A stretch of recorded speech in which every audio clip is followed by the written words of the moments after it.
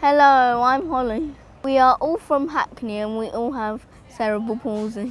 Not many people understand our diagnosis, so we have made this film. First of all, we're going to talk to you about the medical bits.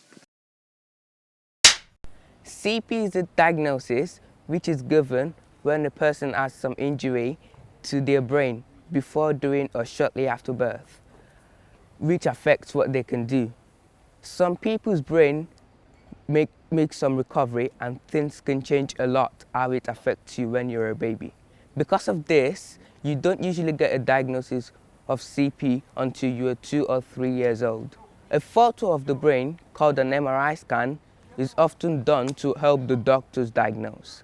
Some children with CP have difficulty in controlling muscles and movements, and others have more problems with their vision or hearing or speech.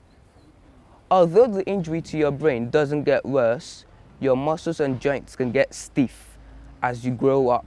Your muscles can change, which makes them weaker.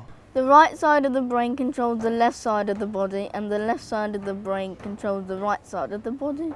Distribution. Different names given to describe where a person is affected. Hemiplegia means one side of the body only.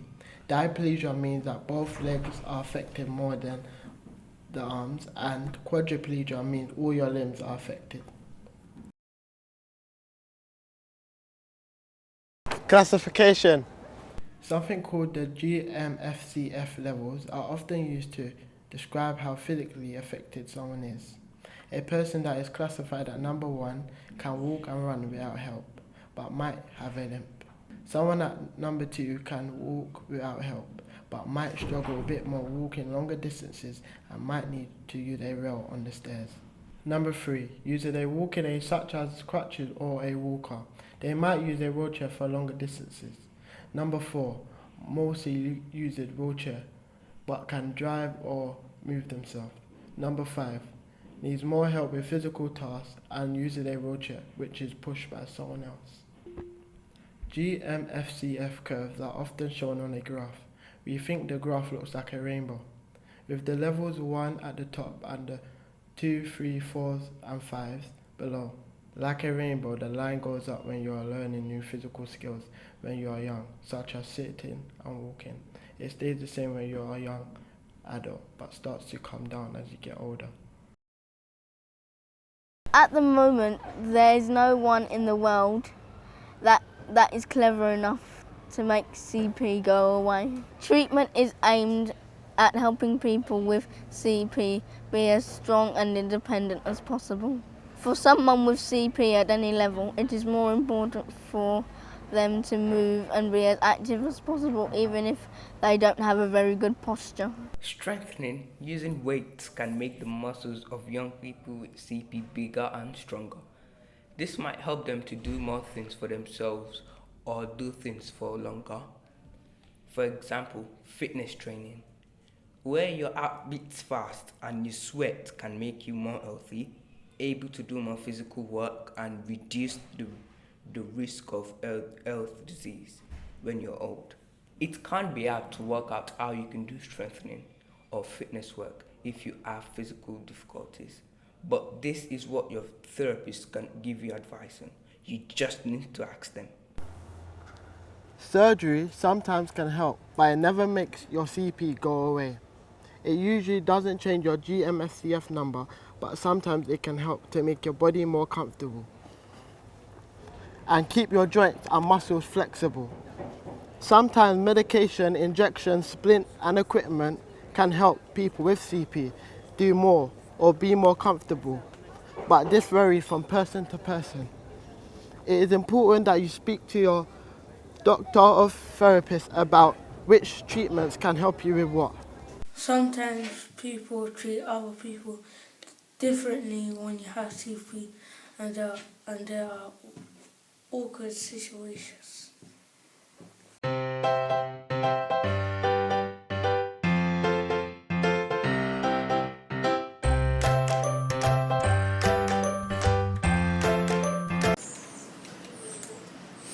I say, why are you on the chair? Because I'm learning ballet.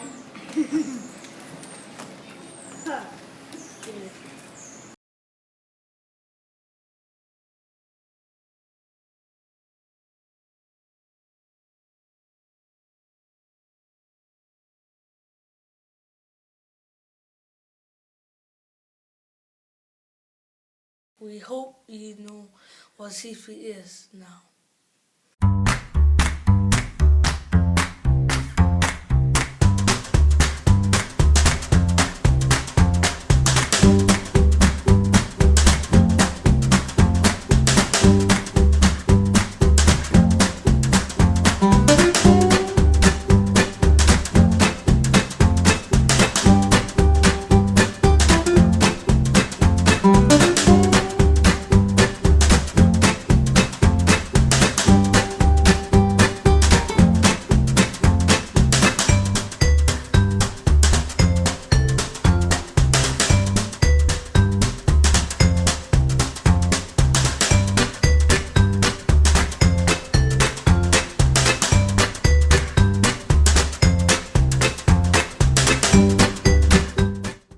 Hello everyone, welcome to Team Voice, and today I have a new interviewee, Mdad. So Mdad, what would you say to young people with CP today?